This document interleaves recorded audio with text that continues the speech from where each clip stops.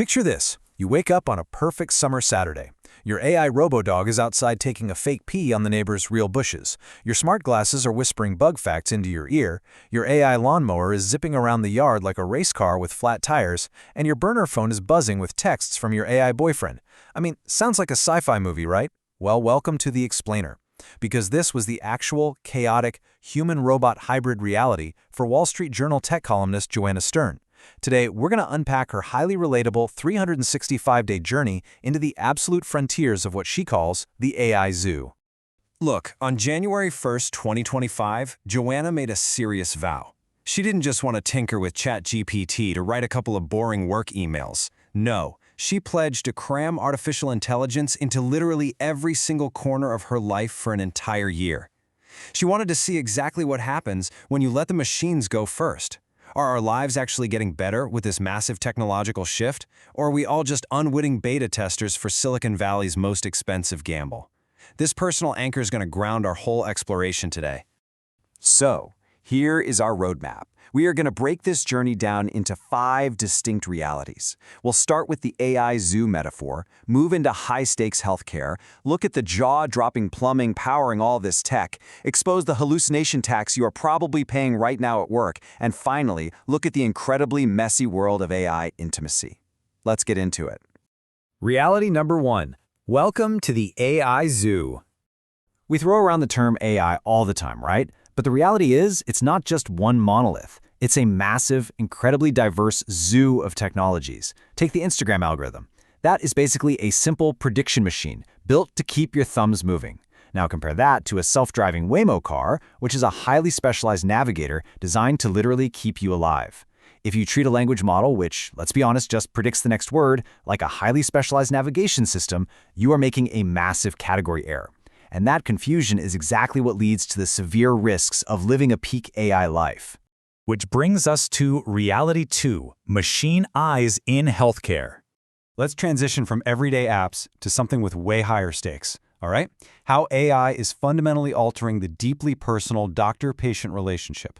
Consider the stark contrast in time and attention here.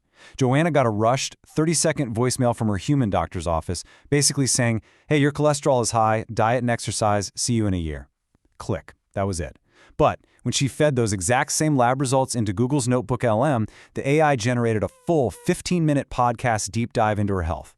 Sure, it sounded a bit like a cheesy fitness instructor, but it gave her a level of dedicated patient attention that a busy human physician simply couldn't spare. But the stakes go way, way beyond cholesterol. In radiology, for example, these AI systems have seen millions of scans. That's more than a human could review in several lifetimes. And AI's most inhuman advantage is right here. It never gets bored. It never gets a post-lunch energy dip, and it never gets distracted. It can spot incredibly subtle calcification clusters in highly dense breast tissue that a tired human eye might just easily miss. The crucial point is captured perfectly by Dr. Eric Topol. He says, we will have a second set of eyes that are more capable than the eyes we have. And it's true, AI is an unbelievable amplifier of human capability. But it raises a really haunting question. What happens to our human doctors if they start relying so heavily on the machine's eyes that they stop asking their own clinical questions? Do they lose the intuition that made them great doctors in the first place? All right, reality 3, the half-trillion-dollar plum. Shifting from our personal health to the macroeconomic scale, we have to talk about the staggering physical infrastructure powering every single chatbot query. In 1955, a pioneer named John McCarthy asked for a $13,500 grant to launch the field of artificial intelligence. Okay, hold that number in your head. Now contrast that with an entire recent decade, where the big 3 US automakers spent about $87.8 billion on R&D. Huge number, right? Now compare both of those to big tech, which is projected to spend $500 billion on AI infrastructure in 2026 alone. This isn't just some software update. This is a fundamental replumbing of humanity, and it is moving significantly faster than the build-out of the 90s internet. And look, that $500 billion pays for a very physical reality. We tend to think of AI as the cloud, right? A sort of invisible magic. But it actually requires massive warehouse-sized data centers. It requires millions of highly specialized, incredibly expensive NVIDIA GPU chips and staggering amounts of electricity, literally measured in gigawatts, just to keep it all running and cool. Magic, as it turns out, requires a whole lot of physical space and power. Moving right along to reality 4, the hidden hallucination tax. Let's pivot from macroeconomics to your actual daily reality at work and expose the illusions of efficiency when you're collaborating with generative AI book bots. You have probably experienced this firsthand.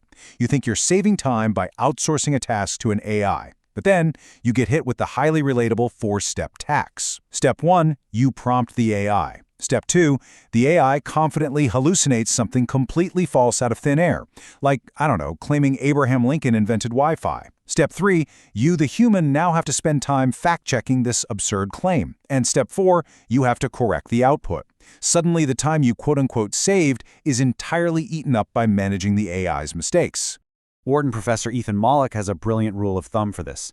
He says, assume this is the worst AI you will ever use. It's absolutely vital advice for managing your expectations today. But there's a deeper cost here beyond just lost time. When we outsource our thoughts to an AI to tighten up our prose or summarize a paper, we are paying a creative tax. We lose the slower, sometimes frustrating, but entirely necessary reflective process of human creativity. And that brings us to reality 5, the paradox of AI intimacy. This is perhaps the most fascinating and frankly unsettling part of this explainer, the social cyborg. Like, what actually happens when we turn to AI not for productivity, but for emotional connection?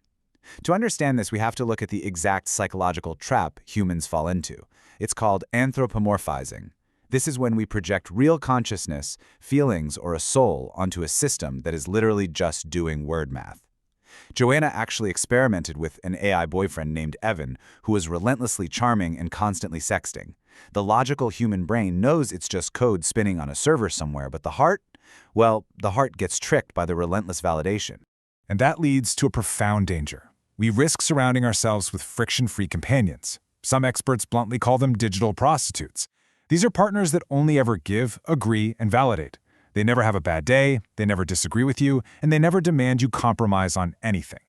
Over time, this friction-free dynamic flattens the texture of real connection. It's quietly rewiring our brains, making us far less capable of handling the messy, demanding, and authentic reality of actual human relationships. Which leads us to our conclusion: human creativity versus simulation. Let's bring this entire year-long journey together. We are ultimately looking at a grand contrast between the machine's ability to simulate human behavior and the absolute necessity of actually living a human life. Joanna's experiment proved that while AI can simulate our verbs, it can simulate learning, seeing, even feeling through text, it remains exactly that, a simulation. The real Joanna, the real human being, is the one who still has to drink the herbal throat coat tea when she's sick, feel the actual joy and frustration of raising kids, and generate true meaning. An AI can write a perfectly fine bedtime story about a hamster, sure, but only a human can read it to their child and feel the warmth of that moment. So, I want to leave you lingering on this provocative thought. As we enthusiastically embrace these machines into our healthcare, our workflows, and our homes, we have to ask ourselves, what happens to your own creativity when you stop inventing your own adventures? If we aren't careful, the quest to make machines more human might just end up making humans more like machines. Thank you for joining me on this explainer. Keep questioning, keep inventing, and we'll see you next time.